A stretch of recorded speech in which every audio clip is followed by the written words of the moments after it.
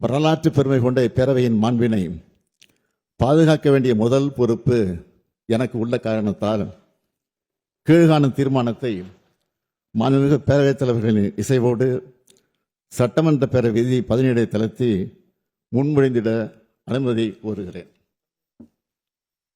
அனுமதி அளிக்கப்படுகிறது. நன்றி. தீர்மானம்.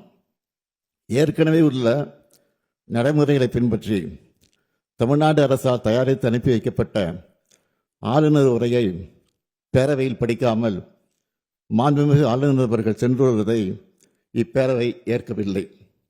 மாண்புமிகு ஆளுநர் அவர்களுக்கு அனுப்பி வைக்கப்பட்ட சட்டமன்ற உறுப்பினர்கள் மேசையில் உள்ள கணினியில் பதிவேற்றம் செய்யப்பட்ட ஆளுநர் உரையின் ஆங்கில மொழியாக்கம் இங்கே மாண்புமிகு ஆளுநர் அவர்களால் படிக்கப்பட்டதாக இப்பேரவை கருதுகிறது.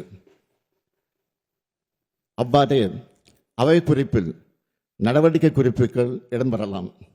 மேலும் மரபு வழி நிகழ்வுகள் மாண்புமிகு பேரவைத் தலைவர்களால் படிக்கப்பெறவுள்ள ஆளுநர் உரை தமிழாக்கம் மற்றும் நான் முன்மொழிகின்ற தீர்மானம் அதன் முடிவு ஆகியவை மட்டும் பேரவை நடவடிக்கை குறிப்பில் இடம்பெறலாம் எனும் தீர்மானத்தை நான் மொழிகிறேன். இந்த தீர்மானத்தை அனைத்து உறுப்பினர்களும் ஒருமனதாக நிறைவேற்றி தர வேண்டி அமைகிறேன்.